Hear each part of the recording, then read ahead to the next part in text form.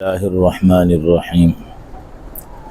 سورۃ آل عمران کی یہ آیت نمبر 49 چل رہی ہے۔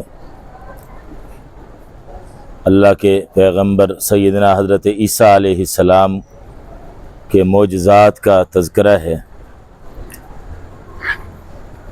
کل ہم نے جو سبق پڑھا تھا اس میں آخر میں حضرت عیسیٰ علیہ السلام کا یہ معجزہ ذکر کیا گیا تھا کہ وہ گارے سے، گیلی مٹی سے ایک پرندے کی مورتی بناتے تھے اور اس میں پھونکتے تھے تو وہ صحیح پرندہ بن کے اڑ جاتا تھا۔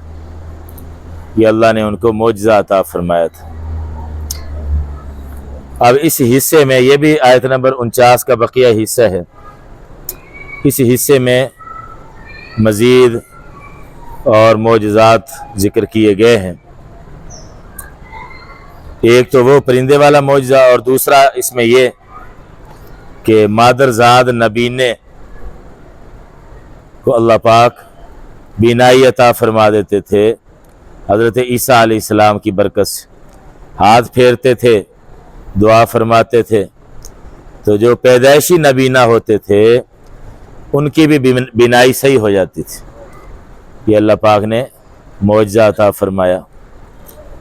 اسی طرح والابرس، برس کوڑ کا مرض، جس میں جسم کی جلد وہ خراب ہو جاتی ہے، تو ایسی جلد والے پر ہاتھ پھیرتے، دعا کرتے تو وہ بھی ٹھیک ہو جاتا۔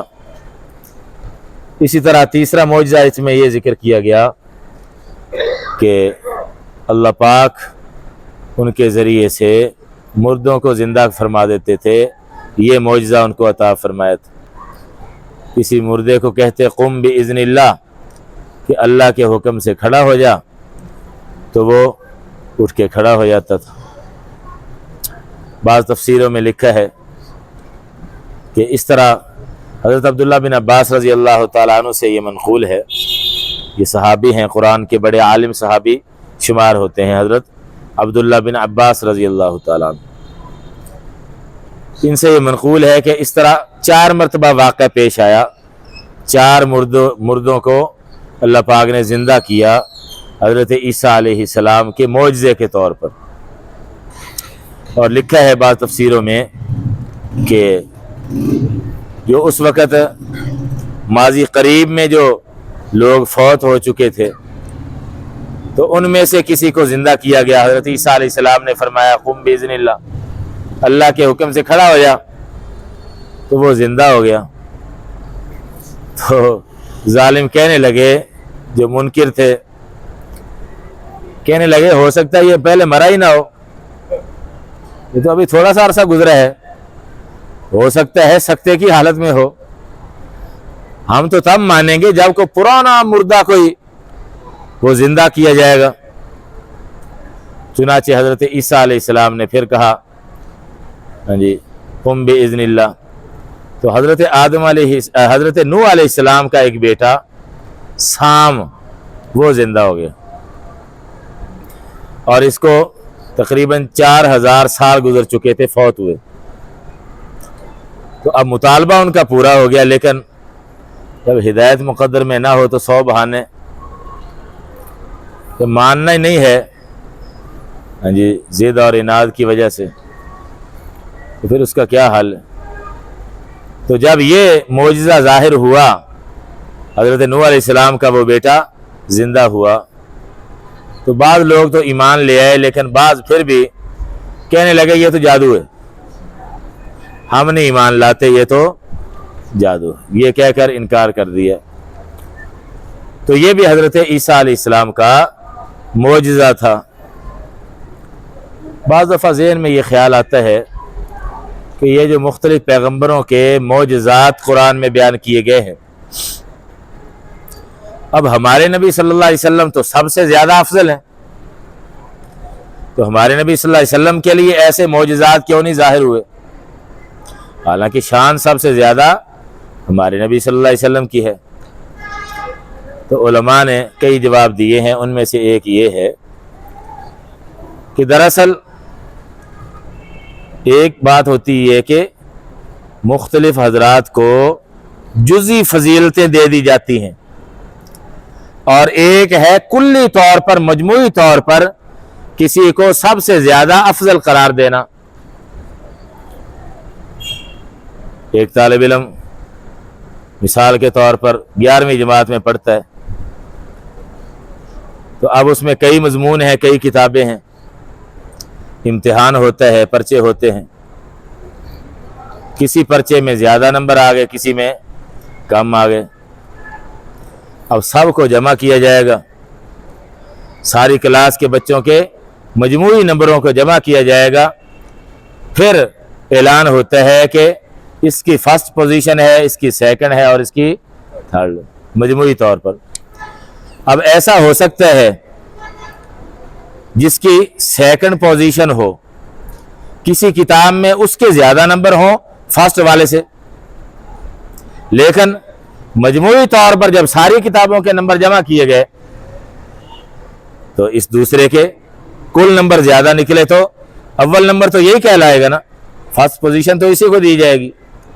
اس لیے کچھ جزئی خصوصیات ہوتی ہیں مختلف حضرات کی، اللہ پاک اپنے حکمت سے ان کو عطا فرماتے ہیں۔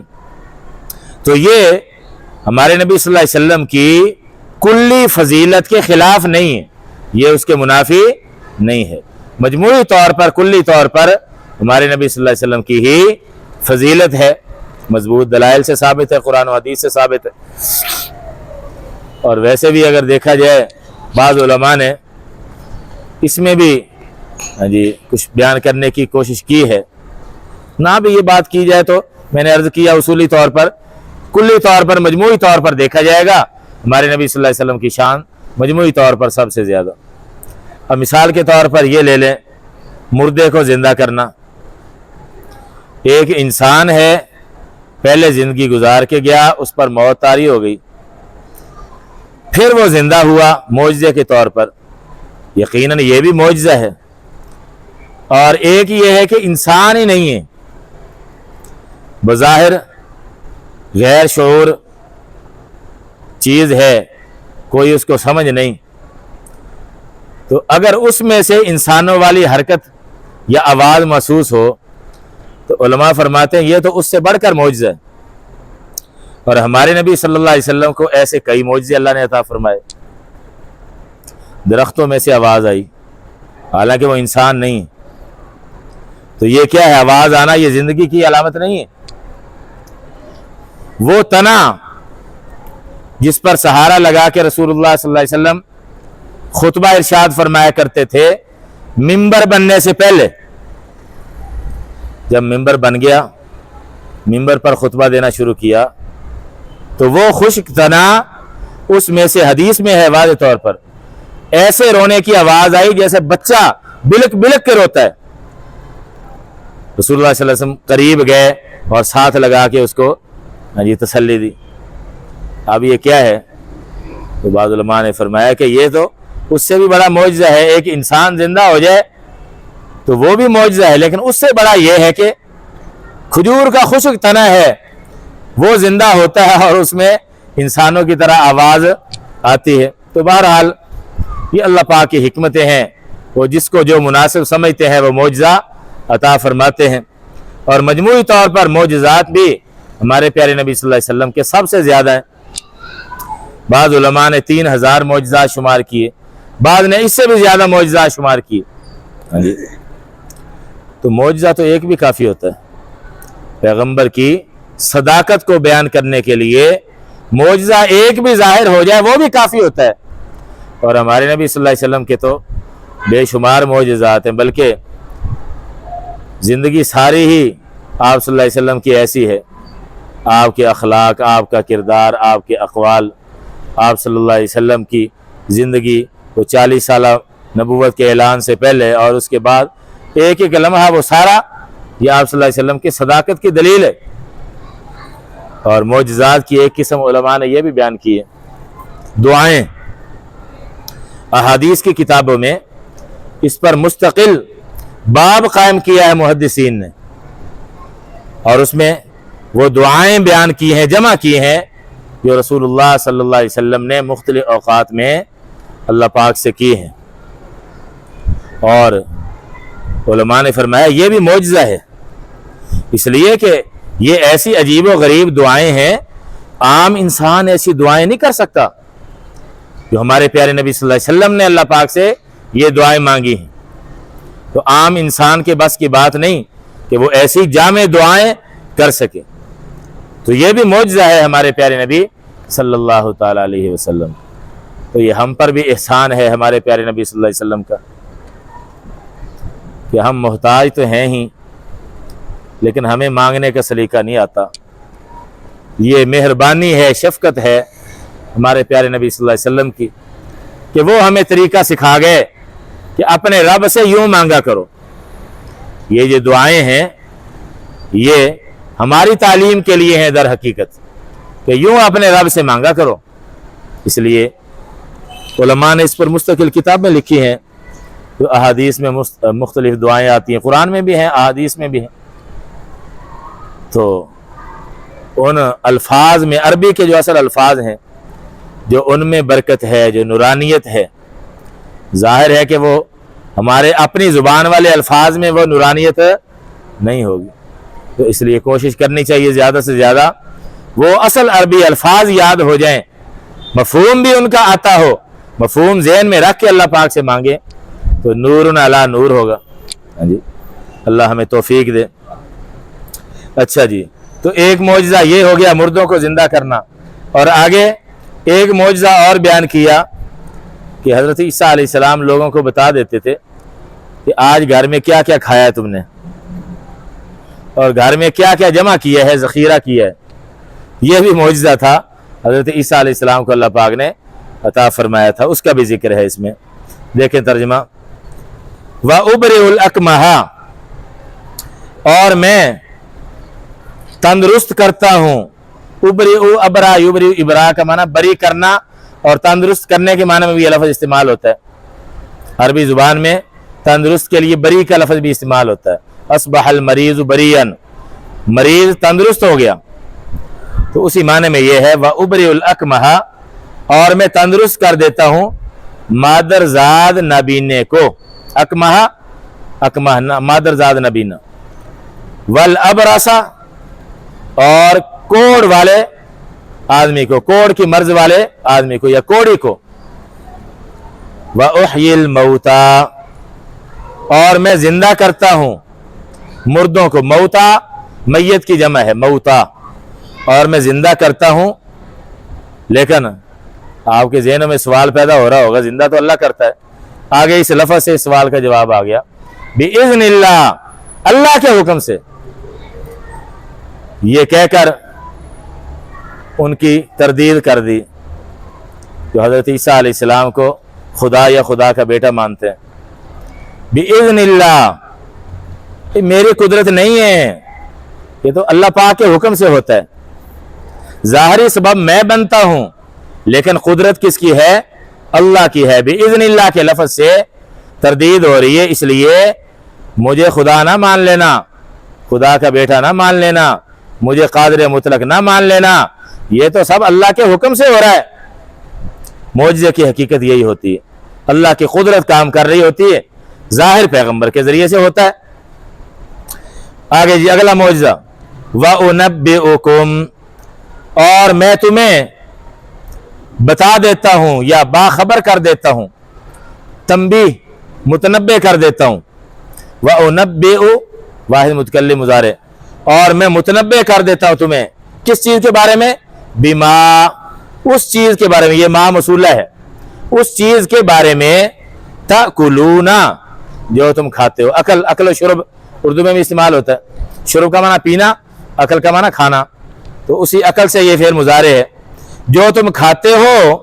وما، اور جو کچھ، یہ مامی سے موصول ہے، اور جو کچھ تدخرون، تم ذخیرہ کرتے ہو، گھر میں جو کچھ جمع کیا میں تمہیں وہ بھی بتا دیتا ہوں۔ جب مجلس میں آتے تھے تو حضرت عیسیٰ علیہ السلام بتا دیتے تھے۔ فی بیوتکم، اپنے گھروں میں جو کچھ تم ذخیرہ کرتے ہو، فی بیوتکم، اپنے گھروں میں۔ بیوت بیت کی جمع ہے، گھر کو کہا جاتا ہے، اور آگے کم ضمیر ہے، بیوتکم تمہارے گھر، اور اس کے ساتھ ملا کر ترجمہ کریں گے، اور جو کچھ تم ذخیرہ کرتے ہو فی بیوتکم اپنے گھروں میں، ان فی ذلک لآیۃ لکم بے شک اس میں البتہ نشانی ہے، لکم تمہارے لیے، بے شک اس میں، کس میں؟ یہ جو سارے معجزات ہیں، معجزات کا مجموعہ، ذالک سے یہ مراد ہے، بے شک اس میں البتہ نشانی ہے تمہارے لیے۔ کیا نشانی ہے؟ میرے سچا نبی ہونے کی، اللہ کا محبوب ہونے کی۔ ان کنتم مؤمنین، اگر تم ایمان لانے والے ہو، یعنی اگر تم ایمان لانا چاہو تو کافی نشانیاں تمہارے سامنے آ گئی ہیں، اب کوئی شک و شبہ کی گنجائش نہیں ہے۔ یہ کن کن کو کہا جا رہا ہے؟ یہودیوں کو، وہ منکر تھے نا حضرت عیسیٰ علیہ السلام کو، نبی ماننے کے لیے تیار نہیں تھے بلکہ دشمن ہو گئے تھے، تو ایسے لوگوں کو یہ کہا جا رہا ہے کہ میری نبوت کی، سچا نبی ہونے کی نشانیاں یہ بڑی بڑی تمہارے سامنے آ چکی ہیں، اب تو کوئی شک و شبہ کی گنجائش ہی نہیں ہے، اگر ایمان لانا چاہو تو لا سکتے ہو، یعنی ان کو سامنے رکھتے ہوئے اب کوئی عذر نہیں رہا تمہارے لیے۔ ان کنتم مؤمنین، اگر تم ایمان والے ہو یا ایمان لانے والے ہو، کنتم تھے کے معنی میں بھی لفظ استعمال ہوتا ہے، اور ہو اگر تم ہو مؤمنین ایمان والے یعنی ایمان لانے والے، اور مطلب اس کا یہ بیان کیا کہ اگر تم ایمان لانا چاہو تو تمہارے لیے کافی نشانی اور دلیل موجود ہے ان معجزات میں جو تمہارے سامنے ظاہر ہو چکے ہیں۔ اللہ پاک سب کو صحیح عقائد اور صحیح اعمال کی توفیق دے۔ الحمدللہ رب العالمین والصلاة والسلام علی رسولہ الکریم۔ ربنا آتنا فی الدنیا حسنۃ وفی الآخرۃ حسنۃ وقنا عذاب النار۔ اہدنا الصراط المستقیم صراط الذین انعمت علیہم غیر المغضوب علیہم ولا الضالین۔ یا مقلب القلوب ثبت قلوبنا علی دینک، صلی اللہ تعالی علی خیر خلقہ محمد وآلہ واصحابہ اجمعین، آمین برحمتک یا رحمت۔ کل اتوار